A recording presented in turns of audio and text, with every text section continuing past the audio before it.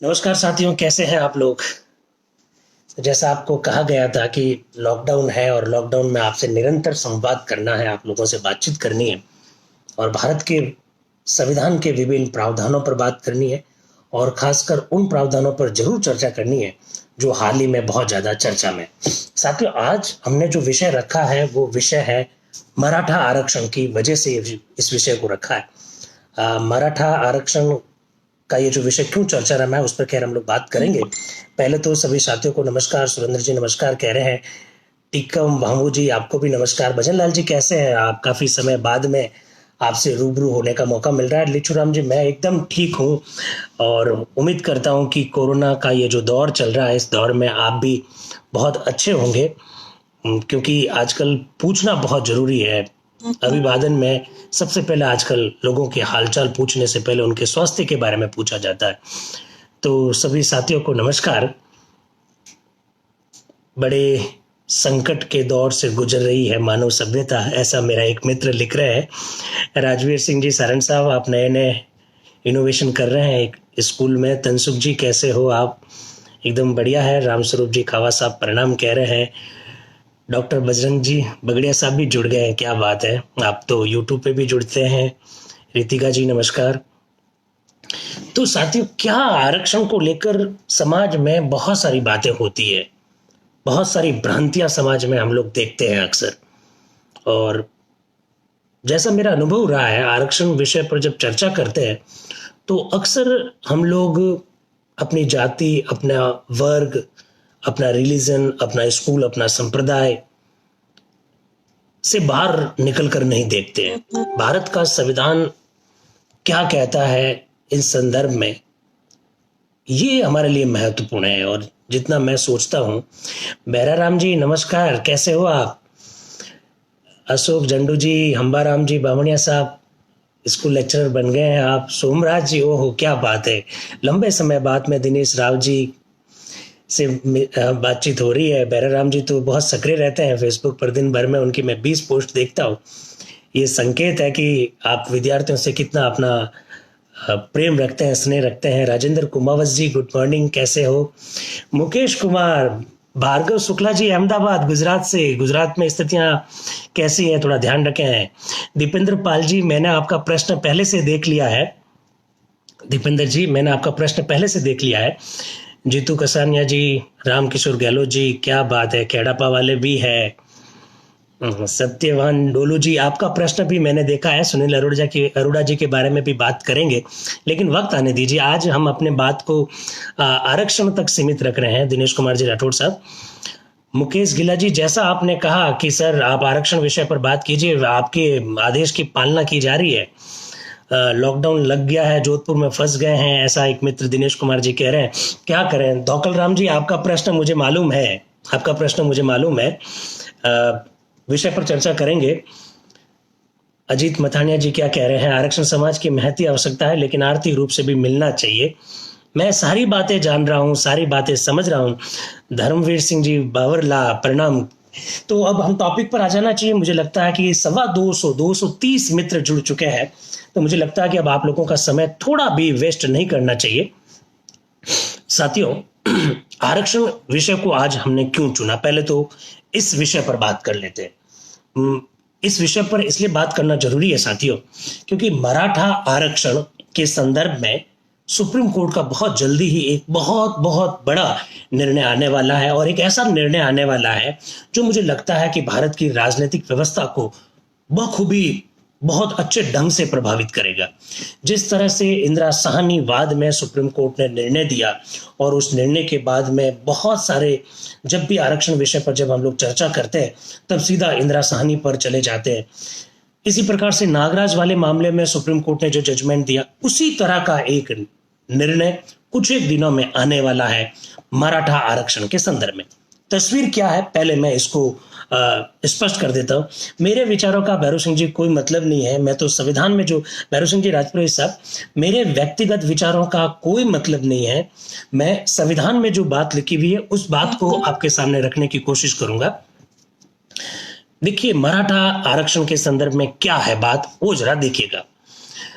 साथियों, 1992 में supreme court ने Indira Sahni versus union of the India Bharat संघ के मामले में एक निर्णय दिया। इस निर्णय को हम लोग मंडलवाद के नाम से भी जानते हैं, और जब कभी भी आरक्षण जैसे विषय पर चर्चा होती है तो इंदिरा साहनी वाद पर चर्चा किए बिना बात अधूरी रहती है। उस मामले में उच्चतम न्यायालय ने बहुत सारी बातें कही है, लेकिन एक बात जो महत्वपूर्ण कही वो बात ये थी कि आरक्षण की अधिकतम सीमा 50% होगी। The maximum limitation of the reservation shall be 50%, ऐसा इंदिरा साहनी वाद में कहा था। लेकिन साथ ही साथ सुप्रीम कोर्ट ने उस मामले में यह भी कहा था कि विशेष परिस्थितियों में इस 50% की सीमा को क्रॉस किया जा सकता है। इस बात को आप हमेशा ध्यान रखिएगा।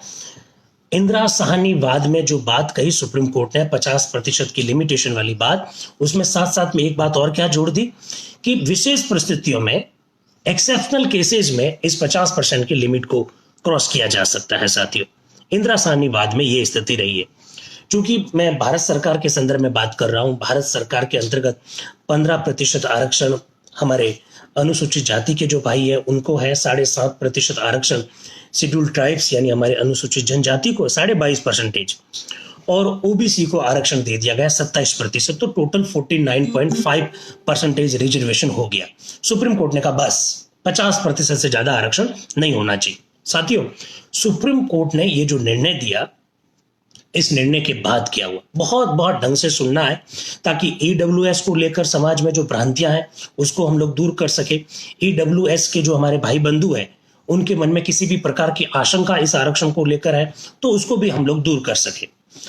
साथ ही सुप्रीम कोर्ट के इस निर्णय के बाद में क्या हुआ, इस निर्णय के बाद में 76वां संविधान संशोधन किया गया कॉन्स्टिट्यूशन में। 76th अमेंडमेंट 1995 में हुआ, और 76वां संविधान संशोधन करके तमिलनाडु में 50% की जो सीमा इंदिरा साहनी वाद में सुप्रीम कोर्ट ने जो तय की, उस सीमा को क्रॉस किया गया और तमिलनाडु में 69% रिजर्वेशन दिया गया। साथियों, 76वें संविधान संशोधन के द्वारा। आप मुझसे पूछेंगे कि इसके लिए संविधान में संशोधन करने की कहां आवश्यकता थी, तो चूंकि इंदिरा साहनी वाद में सुप्रीम कोर्ट ने यह कह दिया था कि 50% से ज्यादा लिमिट हो नहीं सकती है, तो सरकार को लगा कि तमिलनाडु में अगर ज्यादा आरक्षण होगा तो सुप्रीम कोर्ट उस आरक्षण को रद्द कर देगा, तो क्यों ना संविधान में संशोधन करके तमिलनाडु में 50% की लिमिट को क्रॉस करके आरक्षण देकर उस कानून को 9वीं अनुसूची में डाल दें। और साथियों, आप लोग जानते हैं प्रथम संविधान संशोधन के द्वारा 1951 में 9वीं अनुसूची जोड़ी गई थी। इस 9वीं अनुसूची में क्या प्रावधान किया गया, इस 9वीं अनुसूची में यह प्रावधान किया गया कि कुछ विधियां ऐसी होगी जो भले ही संविधान का उल्लंघन करती हो लेकिन उसे कोर्ट में चैलेंज नहीं किया जा सकता। तमिलनाडु के उस कानून को भी 9वीं अनुसूची में डाल दिया साथियों, इस आशा से कि उसे कोर्ट में चैलेंज नहीं किया जा सकेगा। जबकि साथियों, हम अच्छी तरह से जानते हैं 24 अप्रैल 1973 को केशवानंद भारती वाद में सुप्रीम कोर्ट ने स्पष्ट रूप से निर्णय दे दिया कि कोई भी ऐसी विधि जो 24 अप्रैल 1973 के बाद भले ही 9वीं अनुसूची में डाल दे लेकिन अगर संविधान की आधारभूत संरचना का उल्लंघन करेगा तो उसे भी चैलेंज किया जा सकता है। तो 76वां संविधान संशोधन का कोई मतलब नहीं था, क्योंकि कोर्ट में उसे तब भी चैलेंज किया जा सकता है भले ही वह कानून 9वीं अनुसूची में हो। एक तो बात है साथियों, ये आपको जानकर बड़ा ताज्जुब होगा, हमारे राजस्थान के बहुत सारे भाई बंधु इसमें जुड़े हुए हैं। साथियों, आपको मालूम होगा कि राजस्थान में हमारा जो गुर्जर भाई बंधु है उन्होंने आंदोलन किया था, उन्होंने एक आरक्षण की मांग को लेकर आंदोलन किया था, और गुर्जर समुदाय को जो आरक्षण दिया गया उसमें रेबारी समाज भी साथ में था, 2-3 कम्युनिटी और साथ में थी।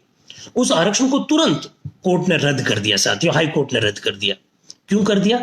क्योंकि राजस्थान में 16% आरक्षण एससी को, 12% आरक्षण एसटी को और 21% आरक्षण ओबीसी को होने के वजह से 49 ऑलरेडी था। According to ruling of the Supreme Court, according to Indira Sawhney case, 50% से ज्यादा हो नहीं सकता। सरकार ने जैसे ही गुर्जर समुदाय के लोगों को आरक्षण 50% की सीमा को क्रॉस करके दिया, हाईकोर्ट ने रद्द कर दिया साथियों। तब एक प्रश्न खड़ा हुआ कि हाईकोर्ट ने रद्द क्यों कर दिया? हाईकोर्ट ने इसलिए रद्द कर दिया, हाईकोर्ट कह रहा है हम तो सुप्रीम कोर्ट के निर्णय से बंधे हुए हैं। बात एकदम सही है, क्योंकि सुप्रीम कोर्ट रेफरेंस कोर्ट है साथियों। आपको याद होगा भारतीय संविधान का अनुच्छेद 129 ये कहता है कि supreme court court of the record है, अभिलेख न्यायालय है, अर्थात सुप्रीम कोर्ट के द्वारा दिए गए निर्णय का रिकॉर्ड रखा जाता है और भारत के सारे न्यायालय को वो निर्णय मानना होगा।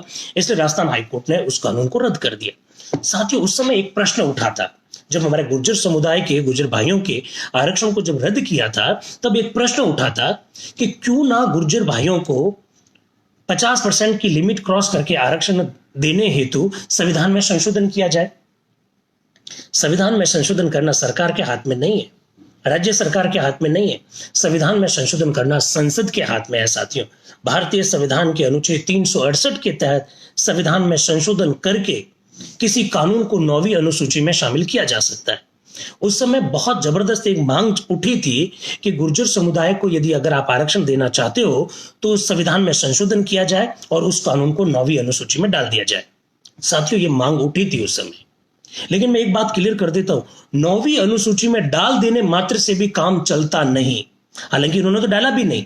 सारे पॉलिटिकल पार्टीज पिछले 15 साल से सत्ता में रही है, उन्होंने नहीं डाला, संविधान में संशोधन नहीं किया। लेकिन अगर संविधान में संशोधन कर भी देते साथियों, तब भी संविधान में संशोधन करने के बावजूद भी उसे कोर्ट में चैलेंज किया जा सकता था, क्योंकि भले 9वीं अनुसूची में डाल दिया जाए, 24 अप्रैल 1973 के बाद के सारे कानून जो 9वीं अनुसूची में आएंगे उसे चैलेंज किया जा सकता है। साथियों, सरप्राइजिंग बात क्या है, आपको अचंभा होगा। अचंभा इस बात का होगा कि महाराष्ट्र में किसी भी प्रकार का संविधान में संशोधन नहीं किया गया महाराष्ट्र के लिए। अब सुनिएगा जरा, देखिए किस तरह से आम लोगों को ये लोग जो सत्ता में बैठे होते हैं वो किस तरह से मूर्ख बनाते हैं, वो जरा देखिएगा। महाराष्ट्र में किसी भी प्रकार का संविधान संशोधन नहीं किया गया, इसके बावजूद भी महाराष्ट्र में मराठाओं को आरक्षण दे दिया गया 50% की सीमा से पार जाकर भी। अगर सरकार की इच्छा शक्ति सही है, अगर सरकार की मंशा सही है, अगर सरकार वाकई में उस पर्टिकुलर समुदाय को आरक्षण देना चाहती है, तो महाराष्ट्र एक उदाहरण है साथियों। देखिए, आरक्षण के पक्ष लेने का या विपक्ष की बात नहीं है, मैं तो केवल जो भ्रांतियां हैं समाज में उसको दूर करने की बात कर रहा हूं। महाराष्ट्र सरकार ने बहुत ही व्यवस्थित रूप से काम किया।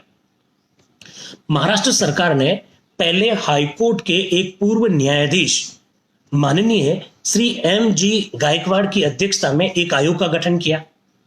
उस आयोग को काम दिया कि आप महाराष्ट्र में जो मराठा समुदाय के जो लोग रहते हैं उनकी स्थिति का पता करो, उनका यह पता करो कि वो सामाजिक रूप से कितने पिछड़े हुए हैं, शैक्षणिक रूप से कितने पिछड़े हुए हैं। साथियों, गायकवाड़ आयोग ने मराठाओं की स्थिति का अध्ययन किया और सरकार को रिपोर्ट दी, महाराष्ट्र सरकार को रिपोर्ट दी, और महाराष्ट्र सरकार को रिपोर्ट देकर यह कहा कि साहब महाराष्ट्र में मराठे बहुत पिछड़े हुए हैं, इसलिए उनके लिए रिजर्वेशन होना चाहिए।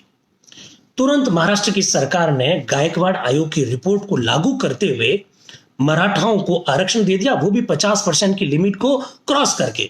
दोस्तों, सबसे बड़ी बात क्या है, किसी भी प्रकार का संविधान में संशोधन नहीं किया गया, किसी भी तरह से केंद्र सरकार के ऊपर निर्भरता नहीं रखी गई। खुद महाराष्ट्र सरकार ने अपने स्तर पर 50% की लिमिट को क्रॉस करके आरक्षण दिया साथियों। और पता ये कैसे दे पाया, क्योंकि इसके लिए उन्होंने हाईकोर्ट के पूर्व न्यायाधीश की अध्यक्षता में एक आयोग का गठन किया, गायकवाड़ आयोग के नाम से जिसे जाना जाता है। जैसे ही महाराष्ट्र में आरक्षण 50% से बढ़कर 68% हुआ, क्योंकि वहां आरक्षण मराठाओं को जब दिया गया तो तुरंत लोगों ने बॉम्बे हाईकोर्ट में चैलेंज किया गया। साथियों, जानकर आपको ताज्जुब होगा कि बॉम्बे हाईकोर्ट में इस आरक्षण को चैलेंज किया, लेकिन बॉम्बे हाईकोर्ट ने इस आरक्षण पर रोक नहीं लगाई। राजस्थान में जब गुर्जर समुदाय के बंधुओं को जब आरक्षण दिया तो राजस्थान हाईकोर्ट ने रोक लगाई, लेकिन महाराष्ट्र के संदर्भ में रोक नहीं लगाई। साथियों, कॉन्सेप्ट को क्लियर कीजिए। कई बार हम लोग कोर्ट को गालियां देने लग जाते हैं, कई बार बिना सोचे समझे अपने हिसाब से व्याख्या करने लग जाते हैं। साथियों, महाराष्ट्र में बॉम्बे हाईकोर्ट ने इस आरक्षण पर क्यों रोक नहीं लगाई? इस आरक्षण पर इसलिए रोक नहीं लगाई क्योंकि महाराष्ट्र सरकार ने जैसे ही बॉम्बे हाईकोर्ट में इस आरक्षण को चैलेंज किया, पूरी गायकवाड़ कमीशन की रिपोर्ट बॉम्बे हाईकोर्ट के सामने रख दी और कहा कि हम आरक्षण थोड़ी दे रहे हैं, ये गायकवाड़ कमीशन है, हाईकोर्ट के जज रह चुके हैं। इस कमीशन ने रिपोर्ट दी कि मराठाओं की क्या स्थिति है। इस कमीशन ने भारतीय संविधान में जैसा लिखा हुआ है सामाजिक और शैक्षणिक पिछड़ापन, उसका पूरा ढंग से अध्ययन किया और उसके बाद में हमने इस आयोग की रिपोर्ट को लागू करते हुए मराठाओं का आरक्षण दिया। साथियों, बॉम्बे हाई कोर्ट, महाराष्ट्र सरकार, Bombay High Court Gaikwad committee, Gaikwad commission की रिपोर्ट से कन्विंस हुआ और बॉम्बे हाई कोर्ट ने महाराष्ट्र में मराठाओं को जो आरक्षण दिया उस पर रोक लगाने से इनकार कर दिया, कंटिन्यू रखा। साथियों, इस तरह से काम होता है जब आप एक आयोग का गठन करके आप एकदम डेटा लेकर आते हो, एकदम आंकड़ा लेकर आते हो कि राजनीति में वे लोग कितने हैं, शिक्षा में वे लोग कितने हैं, सामाजिक स्थिति उनकी कैसी है, सारा डेटा प्रस्तुत किया कोर्ट में और बॉम्बे हाई कोर्ट ने उस पर रोक लगाने से मना कर दिया। साथियों, इसके खिलाफ में मामला सुप्रीम कोर्ट में गया। लगभग 1 साल तक सुप्रीम कोर्ट ने इस मामले को सुना। अभी हाल ही में मार्च के महीने में सुप्रीम कोर्ट ने लगातार 10 दिन तक इस मामले को सुना। Jayashri Laxman Rao versus chief minister state of the Maharashtra इस केस का नाम है। मुख्यमंत्री पार्टी है इसमें। क्या नाम है? जयश्री लक्ष्मण राव बनाम मुख्यमंत्री महाराष्ट्र राज्य, इसके नाम से यह केस दर्ज है। 10 दिन तक लगातार सुप्रीम कोर्ट ने इस मामले की सुनवाई की और सुप्रीम कोर्ट ने अपना निर्णय ले लिया, लेकिन निर्णय सुनाया नहीं है साथियों। कभी भी सुनाया जा सकता है और इसी वजह से आप लोगों से मैं बातचीत करना चाह रहा हूं साथियों, क्योंकि महाराष्ट्र के संदर्भ में, मराठा आरक्षण के संदर्भ में ये जो निर्णय आने वाला है, जो कभी भी सुप्रीम कोर्ट, माननीय सुप्रीम कोर्ट सुनाएगा, उसमें बहुत सारे पहलुओं को शामिल किया गया। नंबर एक, क्या 50% की लिमिटेशन को क्रॉस किया जा सकता है, जो कि इंदिरा साहनी वाद में सुप्रीम कोर्ट ने कही? नंबर 1। नंबर 2, आरक्षण किस आधार पर दिया जाए? क्या आरक्षण जनसंख्या के आधार पर दिया जाए? क्योंकि इस मामले में जबरदस्त बहस हुई इन सब बातों को लेकर। मंडल आयोग की सिफारिश पर जब ओबीसी को आरक्षण दिया गया, 27% आरक्षण दिया गया। मंडल आयोग ने जनसंख्या को आंकड़ा बनाया था। एससी, एसटी और ओबीसी की जनसंख्या अगर काउंट करते हैं तो 75% के करीब होती है, लेकिन आरक्षण 50% के अंतर्गत है। तो सुप्रीम कोर्ट में इस मामले को बहुत बखूबी उठाया गया कि आरक्षण की सीमा क्या हो। इंदिरा साहनी वाद कहता है कि 50% से ज्यादा नहीं हो, जबकि ओबीसी, एससी और एसटी की जनसंख्या 75% है। भारत का संविधान खुद, भारतीय संविधान का अनुच्छेद 243D साथियों, 73वां संविधान संशोधन, ये कहता है कि अनुसूचित जाति व जनजातियों को पंचायत राज संस्थाओं में जनसंख्या के आधार पर आरक्षण दिया जाएगा। यानी reservation for the scheduled caste and scheduled tribes in the panchayat raj institution is based on the population according to article 243D 73rd amendment से जोड़ा गया। 74th अमेंडमेंट के द्वारा नगर पालिकाओं में भी एससी और एसटी के लिए जब आरक्षण का प्रावधान किया गया साथियों, on the basis of the population किया गया। तो मराठा आरक्षण के संदर्भ में जब इन पूरे मामलों पर विचार हुआ तो बहुत सारे विरोधाभास दिखाई दिए कि एक तरफ आप पंचायत राज संस्थाओं और नगर पालिकाओं में अनुसूचित जाति और जनजातियों के लिए जनसंख्या के आधार पर आरक्षण की बात करते हैं, दूसरी तरफ ओवरऑल भारत के संदर्भ में अगर देखा जाए तो एससी, एसटी और ओबीसी की जनसंख्या 75% होती है, तो लिमिट 50% क्यों? ये मेरे विचार नहीं है, ये कोर्ट में जो चर्चा हुई उसकी मैं बात रख रहा हूं साथियों। एक बात। दूसरी बात साथियों, भारतीय संविधान के 3 अमेंडमेंट, बहुत ध्यान से सुनिएगा, भारतीय संविधान के 3 अमेंडमेंट जो अभी लेटेस्ट है, 102, 103 और 104, ये जो अमेंडमेंट हुए अभी हाल ही में हुए हैं, पिछले 3-4 वर्षों में हुए हैं, इन तीनों अमेंडमेंट पर विस्तार से मराठा आरक्षण के संदर्भ में चर्चा हुई साथियों। 102वां संविधान संशोधन माननीय मोदी जी की सरकार के द्वारा ही किया गया। राष्ट्रीय पिछड़ा वर्ग आयोग को संवैधानिक दर्जा देने हेतु किया गया। इंदिरा साहनी वाद में जब सुप्रीम कोर्ट ने यह निर्णय दिया कि ओबीसी का आरक्षण एकदम सही है, क्योंकि ओबीसी का आरक्षण सामाजिक और शैक्षणिक पिछड़ेपन के आधार पर दिया गया, तो सामाजिक और शैक्षणिक दृष्टि से पिछड़ा वह कौन है, इसका अध्ययन कौन करेगा? तो सुप्रीम कोर्ट ने कहा सरकार तुरंत एक आयोग का गठन करेगी। 1992 में सुप्रीम कोर्ट ने जो निर्णय दिया, उस निर्णय को लागू करने हेतु भारत सरकार ने तुरंत संसद का एक कानून बनवाया और राष्ट्रीय पिछड़ा वर्ग आयोग की स्थापना कर दी साथियों 1992 में। ये राष्ट्रीय पिछड़ा वर्ग आयोग बन तो गया, ये संसद के कानून से बना, लेकिन साथियों संविधान में इसका उल्लेख नहीं था।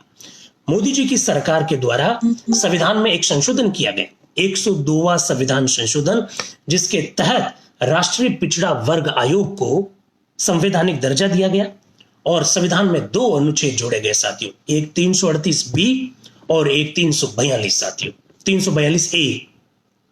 बहुत ध्यान से सुनिएगा साथियों, 338 बी कैपिटल है, नया अनुच्छेद है। इसके तहत राष्ट्रीय पिछड़ा वर्ग आयोग को संवैधानिक दर्जा देते हुए आयोग में एक अध्यक्ष, एक उपाध्यक्ष और 3 सदस्यों की व्यवस्था की गई। साथ ही साथ बताया कि राष्ट्रीय पिछड़ा वर्ग आयोग कौन कौन से काम करेगा, विस्तार से इसका उल्लेख किया गया।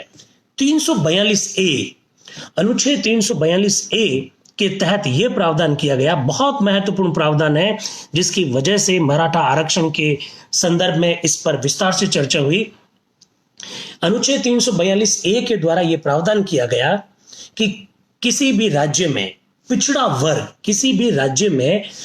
वर्ग में किसी जाति को शामिल करना हो तो इस संदर्भ में राष्ट्रपति अधिसूचना जारी करेंगे।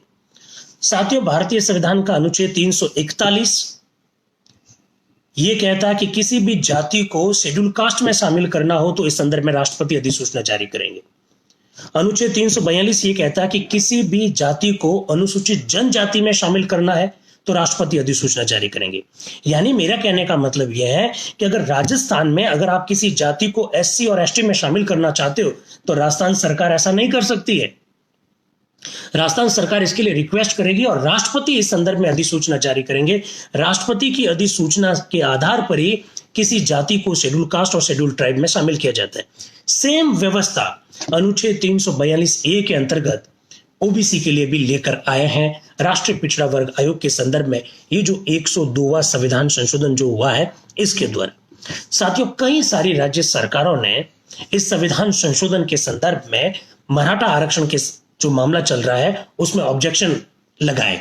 उन्होंने कहा कि राज्य सरकार के हाथ बंद गए हैं, अब किसी भी जाति को राज्य सरकार अपने स्तर पर आरक्षण में शामिल, ओबीसी आरक्षण में शामिल नहीं कर सकेगी, ऐसा कहा गया साथियों 102वें संविधान संशोधन के द्वारा जो प्रावधान किया गया। पूरा विस्तार से मराठा आरक्षण के संदर्भ में इस मामले में चर्चा हुई।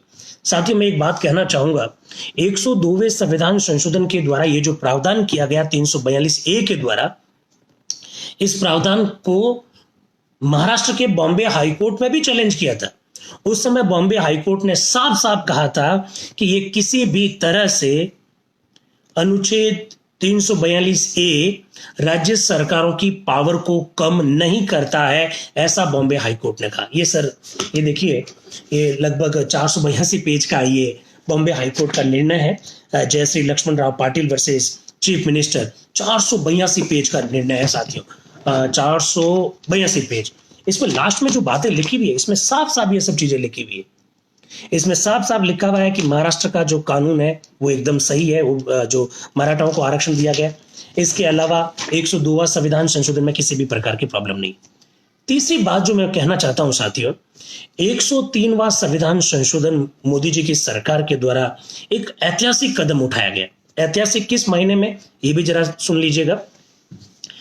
इंदिरा साहनी वाद में सुप्रीम कोर्ट ने स्पष्ट रूप से कहा था कि reservation according to Indian constitution केवल और केवल सामाजिक व शैक्षणिक दृष्टि से जो पिछड़े हुए लोग हैं उन्हीं को दिया जा सकता है। अकॉर्डिंग टू सुप्रीम कोर्ट और according to article 16(4), reservation should be based on the educationally and socially backwardness, ऐसा कॉन्स्टिट्यूशन में लिखा हुआ है। साथ ही मोदी जी की सरकार ने जो ऐतिहासिक कदम उठाया वो कदम यह था कि पहली बार 103वां संविधान संशोधन करके संविधान में पहली बार इकोनॉमिकली बैकवर्ड, आर्थिक रूप से पिछड़ापन शब्द जोड़ा गया। साथियों, भारतीय संविधान में कोई नया आर्टिकल नहीं जोड़ा गया 103वें संविधान संशोधन के द्वारा, लेकिन अनुच्छेद 15 में और अनुच्छेद 16 में 2 नई धाराएं जोड़ी गई।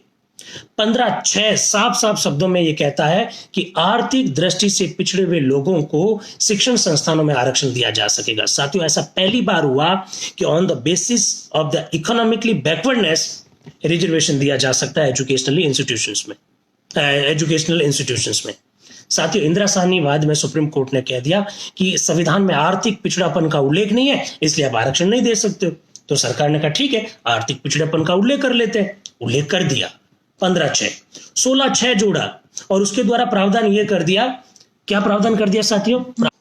इसके द्वारा प्रावधान यह कर दिया कि सरकारी नौकरियों में जो आर्थिक दृष्टि से जो पिछड़े हुए लोग हैं उनके लिए रिजर्वेशन दिया जा सकता है। यानी सरकारी नौकरियों में और शिक्षण संस्थानों दोनों में आरक्षण आर्थिक दृष्टि से पिछड़े हुए लोगों को दिया जा सकता है। ये पहली बार हुआ। आज तक इससे पहले संविधान में प्रावधान करके कभी आरक्षण नहीं दिया गया आर्थिक पिछड़े हुए लोगों को। आर्थिक दृष्टि से पिछड़े हुए लोगों को आरक्षण पहले भी दिया गया था, लेकिन बिना संविधान में संशोधन किए हुए। साथियों, इसलिए यह ऐतिहासिक है। ऐतिहासिक इस वजह से भी है क्योंकि सुप्रीम कोर्ट जब भी किसी विधि की जब व्याख्या करता है तो on the basis of the constitution करता है। इस बार संविधान में ही प्रावधान करके लिख दिया कि आर्थिक पिछड़ों को आरक्षण दिया जा सकता है। एक दूसरी बात साथियों, ये और ज्यादा महत्वपूर्ण इस तरह से है, इस वजह से महत्वपूर्ण है साथियों, क्योंकि मैं जब बार बार कह रहा हूं कि इंदिरा साहनी वाद में सुप्रीम कोर्ट ने कहा कि 50% से ज्यादा आरक्षण नहीं हो सकता। लिखा हुआ कहां है? लिखा हुआ कहां है? भारतीय संविधान के किसी भी अनुच्छेद में यह नहीं लिखा हुआ है कि फला वर्ग को फला इतना प्रतिशत आरक्षण होगा, एससी को कितना होगा, एसटी को कितना होगा, ओबीसी को कितना होगा, आरक्षण की अधिकतम सीमा कितनी होगी। ये कहीं पर भी लिखा हुआ नहीं है साथियों। ये तो सुप्रीम कोर्ट ने अपने जजमेंट में लिखा है। साथियों, इस बार 103वें संविधान संशोधन की ऐतिहासिकता एक और है। साफ साफ 10% लिखा हुआ है, 10% लिखा हुआ है। 10% आरक्षण ईडब्ल्यूएस, इकोनॉमिकली वीकर सेक्शन, हमारे जो ऐसे भाई बंधु जो आर्थिक दृष्टि से जो पिछड़े हुए हैं उन लोगों को 10% आरक्षण दिया जाएगा। 10% आंकड़ा पहली बार संविधान में जोड़ा गया साथी। तीसरी बात इस दृष्टि से भी ऐतिहासिक है, आपको उसमें प्रॉब्लम भी लग सकती है कि ये जो आर्थिक दृष्टि से पिछड़ा हुआ जो आरक्षण दिया गया साथियों, ये उन वर्गों के लिए है जिनको आरक्षण नहीं है। यानी अनुसूचित जाति, अनुसूचित जनजाति और ओबीसी, ये लोग उस आर्थिक दृष्टि से पिछड़ेपन वाले आरक्षण के दायरे में नहीं आएंगे। ये केवल और केवल उन लोगों के लिए है जिनको आरक्षण प्राप्त नहीं है। 103वें संविधान संशोधन के द्वारा साथियों ये प्रावधान किया गया। साथियों, जिस इंदिरा साहनी ने, जो कि सुप्रीम कोर्ट की एक एडवोकेट है, जिस इंदिरा साहनी ने इंदिरा साहनी वाद में ओबीसी आरक्षण को चैलेंज किया, उन्हीं इंदिरा साहनी ने इस बार भी आर्थिक दृष्टि से जो पिछड़े हुए हमारे भाई बंधु हैं, इनको जो आरक्षण दिया गया है उसको भी चैलेंज किया गया। चैलेंज किस आधार पर किया? चैलेंज इस आधार पर किया, पहली बात सुप्रीम कोर्ट ने इंदिरा साहनी वाद में यह कहा था कि आरक्षण की सीमा 50% से ज्यादा नहीं होनी चाहिए। 103वां संविधान संशोधन 10% आरक्षण देता है तो आरक्षण हो गया 60%। तो इंदिरा साहनी ने कहा कि ये तो 50% की लिमिटेशन को क्रॉस करता है साथियों। पहला आधार उन्होंने ये कहा।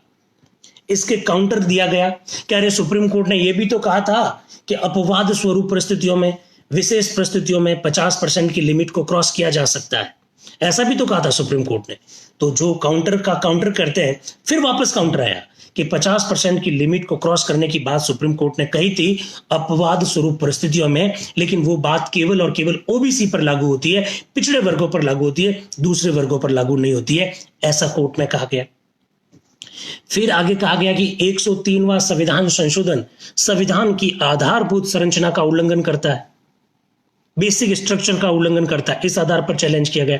बेसिक स्ट्रक्चर का उल्लंघन कैसे करता है? तो जो लोग चैलेंज करने वाले जो लोग हैं उन्होंने कहा कि साहब संविधान में कहीं पर भी आर्थिक पिछड़ापन लिखा हुआ नहीं था।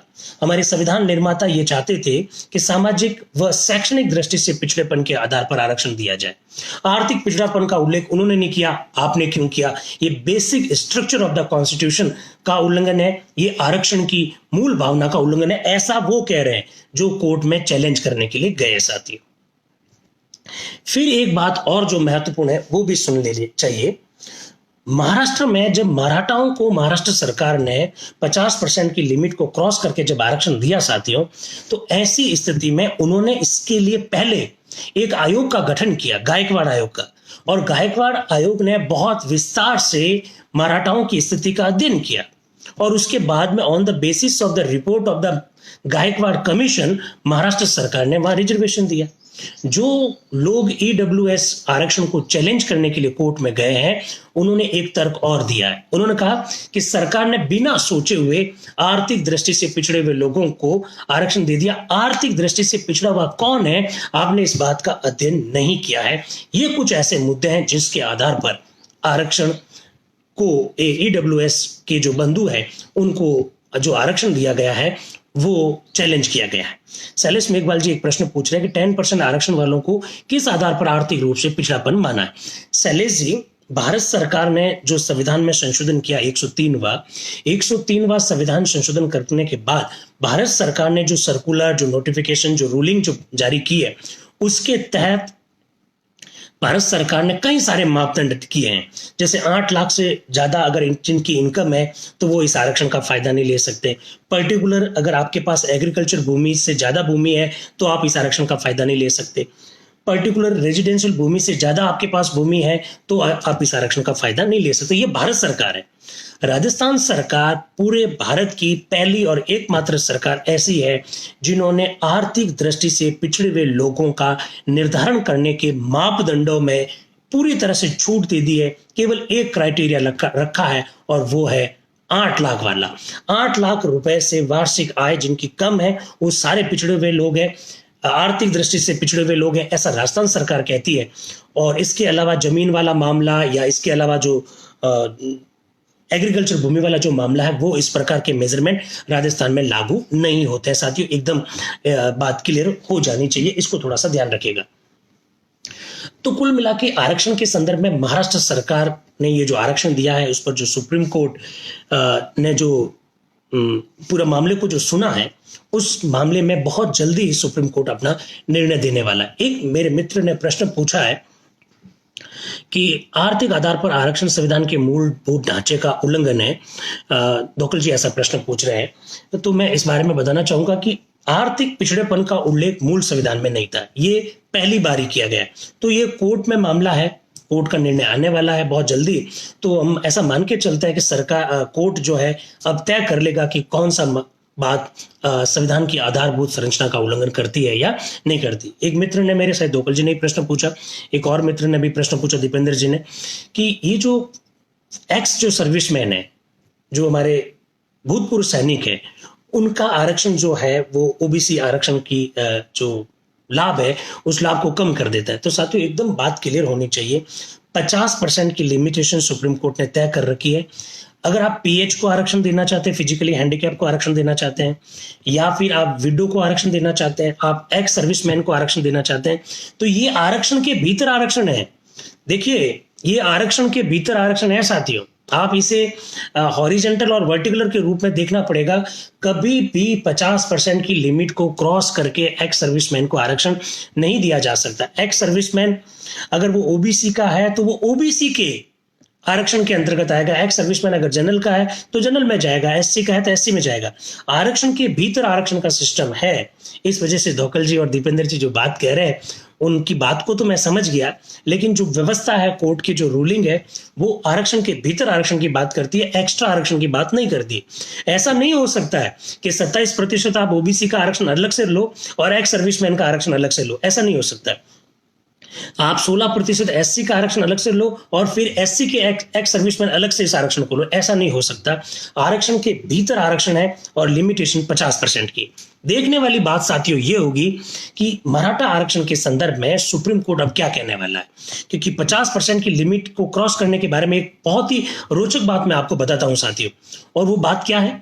वो बात ये है कि इस बार सुप्रीम कोर्ट ने सभी राज्य सरकारों को नोटिस देकर पूछा कि आप क्या कहते हो।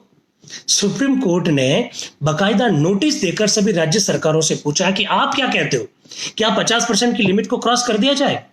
राज्य सरकारों से पूछा है। और आपको जानकर मालूम होगा साथियों कि सभी राज्य सरकारों ने कहा यस, 50% की लिमिट को क्रॉस कर दिया जाए, क्योंकि ईडब्ल्यूएस के आरक्षण आने के बाद तो अपना आप ही 50% की लिमिट क्रॉस हो गई है।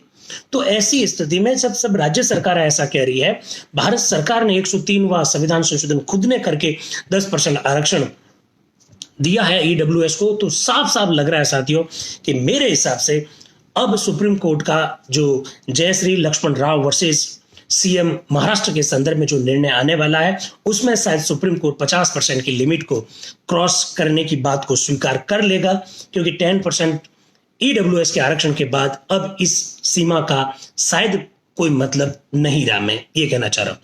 साथियों, मेरे मित्र पूछ रहे हैं 104वां संविधान संशोधन में क्या हुआ। देखिए साथियों, 104वें संविधान संशोधन का संबंध सरकारी नौकरियों से नहीं है। एक पूरी बात सुन लीजिए।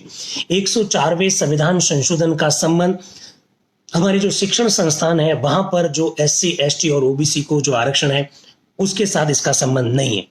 104वें संविधान संशोधन का संबंध केवल और केवल SC और ST को लोकसभा और विधानसभा में जो आरक्षण दिया गया है उसके साथ उसका संबंध है।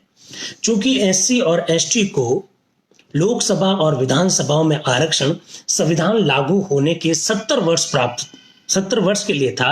70 वर्ष की ये अवधि 25 जनवरी 2020 को खत्म हो रही थी साथियों।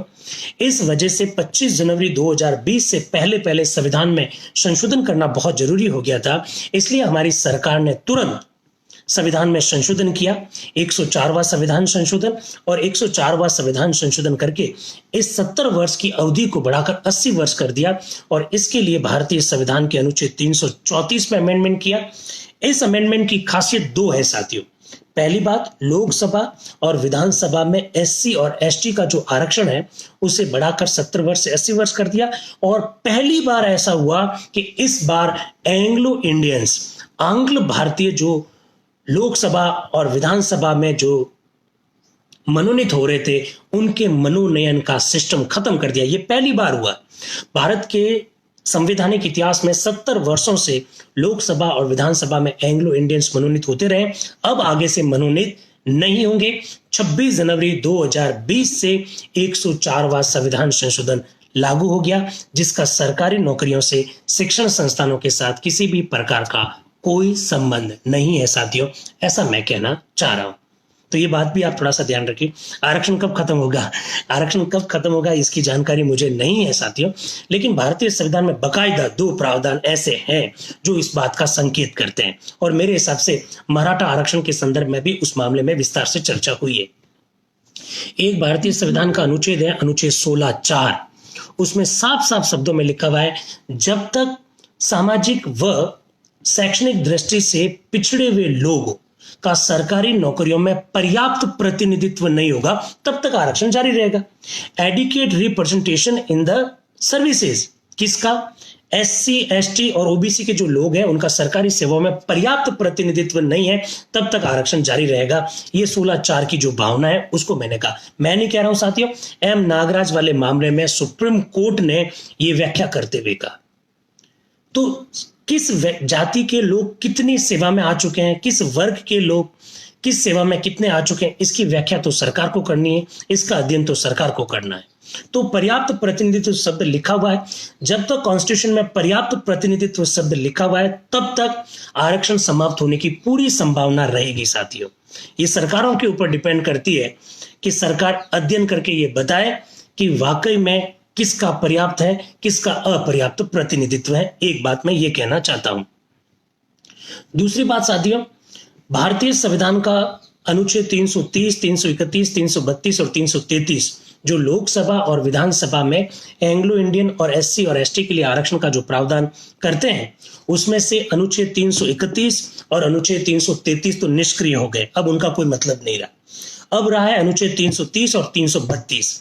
अनुच्छेद 330 एवं अनुच्छेद 332 के तहत लोकसभा एवं विधानसभा में SC और ST को जो आरक्षण दिया गया साथियों वो एक निश्चित अवधि के लिए है।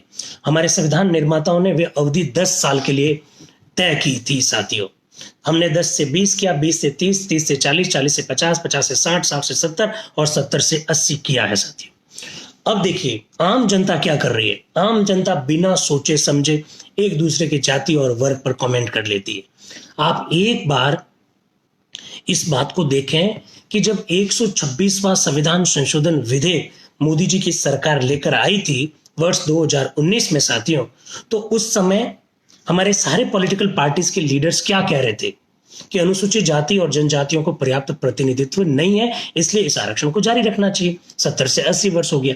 जिस दिन हमारी संसद इस बात को मान लेगी कि आरक्षण जिस उद्देश्य को लेकर शुरू किया गया था वह उद्देश्य पूरा हो गया है, तो ऐसी स्थिति में आरक्षण भी समाप्त हो जाएगा।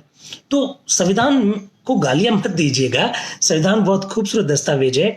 जो लोग गालियां देते हैं मैं तो उनसे एक ही रिक्वेस्ट करता हूं, पहले एक बार भारत का संविधान जब बनाया गया उन प्रस्तुतियों को देख लीजिए, भारतीय संविधान वाकई में कहना क्या चाहता है उसको भी देख लीजिएगा, और भूलिएगा मत, संविधान निर्माण का एक बहुत महत्वपूर्ण उद्देश्य है सोशल जस्टिस, यानी सामाजिक न्याय को स्थापित करना।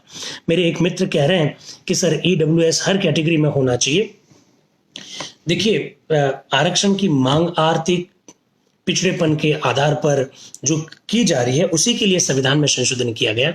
ईडब्ल्यूएस का प्रावधान अभी फिलहाल सामान्य वर्ग पर है।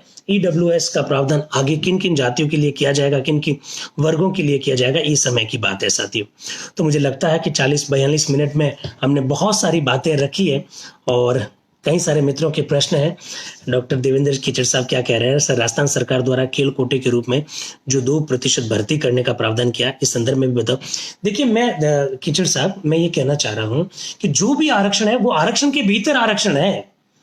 अगर पीएच को आरक्षण दिया गया है, अगर विडो को आरक्षण दिया गया है, एक्स सर्विसमैन को आरक्षण दिया गया, तो 50% की लिमिट को क्रॉस करके नहीं है साथियों। ये बात आप हमेशा ध्यान रखिएगा। अगर आप पीएच है और एससी है तो आपको एससी के भीतर आपको 3% आरक्षण है, मैं ऐसा कहना चाहता हूं, या जो भी 4% है, आरक्षण के भीतर आरक्षण है, आरक्षण से अलग आरक्षण नहीं हो सकता है। ओम गुडी जी पटाजला साहब, पहले तो जन्मदिन की बहुत सारी शुभकामनाएं आपको। 2 दिन पहले आपका बर्थडे था। कह रहे हैं कि जाति आधारित जनगणना के बारे में आपकी क्या राय है। साथियों, जाति आधारित जनगणना संभव नहीं है क्योंकि इससे कहीं सारी जटिलताएं पैदा होती है और हमको अपना देश एक रखना है। तो ऐसे स्थिति में जाति आधारित जनगणना नहीं, हमारा आरक्षण भी जाति आधारित नहीं है भाई, हमारा आरक्षण जाति आधारित नहीं है। बहुत ध्यान से सुनिएगा, हमारा आरक्षण वर्ग आधारित है। शेड्यूल कास्ट एक वर्ग है, ओबीसी एक वर्ग है, ईडब्ल्यूएस एक वर्ग है, शेड्यूल ट्राइब एक वर्ग है, जाति नहीं है। तो लादूराम जी कैसे हैं आप? आपका आर्टिकल पढ़ा, बहुत शानदार आपने लिखा है वायर में। तनसुख जी क्या कह रहे हैं, सर ईडब्ल्यूएस का आरक्षण रद्द तो नहीं होगा। तनसुख जी, रद्द होगा कि नहीं होगा ये तो वक्त बताएगा। ये इस बात पर डिपेंड करेगा कि आर्थिक पिछड़ेपन शब्द को जो जोड़ा गया है वो बेसिक स्ट्रक्चर का वायलेशन करता है या नहीं करता है। सुप्रीम कोर्ट अगर ये कह देता है कि आर्थिक पिछड़ापन शब्द जोड़ना संविधान की आधारभूत संरचना का उल्लंघन करता है, तो ऐसी स्थिति में ईडब्ल्यूएस आरक्षण रहने की संभावना नहीं है। लेकिन जिस तरह से पिछले 2 साल में इसको बार बार चैलेंज किया गया और कोर्ट ने स्टे लगाने से मना कर दिया, कोर्ट ने इसके ऊपर किसी भी प्रकार का स्थगन से मना कर दिया, इससे साफ साफ झलकता है कि मामला किस दिशा में जा रहा है। तो शैलेश जी, बातें पसंद आई आपको। लगातार साथियों, अगर ये लॉकडाउन बढ़ता है, जैसा कि आज पेपरों में था कि शायद 30 अप्रैल तक बढ़ सकता है, तो लगातार साथियों कई सारे इश्यूज पर बात करेंगे, इसी तरह से बात करेंगे। और उद्देश्य साफ है साथियों, भारत के संविधान के जो प्रावधान है उनको हूबहू आपके सामने रखना, उसकी व्याख्या करना, और कभी भी, वादा करता हूं साथियों, कभी भी अपनी विचारधारा, अपनी जाति, अपना संप्रदाय, अपना वर्ग नहीं थोपूंगा, कम से कम मेरे फेसबुक के साथियों पर। तो साथियों, मुझे आपने अपनी बात को रखने का मौका दिया, आपने इतनी देर से सुना। 341 लोग एक साथ में लाइव देख रहे थे, लगभग 329 लोग अभी भी साथ में देख रहे हैं। आप सबका बहुत बहुत आभार, थैंक यू वेरी मच। फिर इसी तरह से हम लोग जुड़ेंगे। एक दीपेंद्र जी का एक प्रश्न आ गया, फिर तो आरक्षण के अंदर आरक्षण दिया जाता है तो दिव्यांग वर्ग के लिए अलग से पदों में कहाँ है दीपेंद्र जी? दिव्यांगों के लिए अलग से आरक्षण थोड़ी है दीपेंद्र जी, वो भी तो आरक्षण के भीतर ही है। ऐसा क्या कर रहे हैं?